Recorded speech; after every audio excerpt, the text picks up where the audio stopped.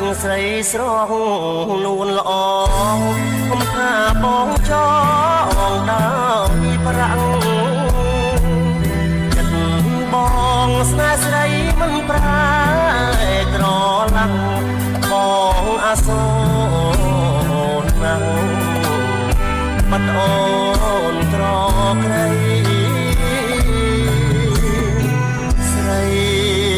ស្រស់ពលថាបងគឺជាផ្កាយរះឆ្ងាយពីជនលេនស្រីជនលេននួនល្អងពុតពេន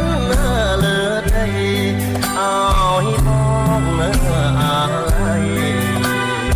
សំដីកលយានបាត់បងជាផ្កាយកាយបងនៅខ្ពស់ពូលាគេកយួងមានប្រាំងកាងខាន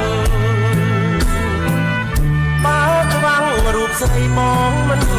សុខសាន្តជាតិនេះចង់បានប្រាណអូនគៀកាយផ្កាយបងរាំងនៅលើដីស្រស់ស្រីថ្លៃកុំកនតាយព្រោះបងស្នេហ៍អូនស្នេហ៍មិនលហើយ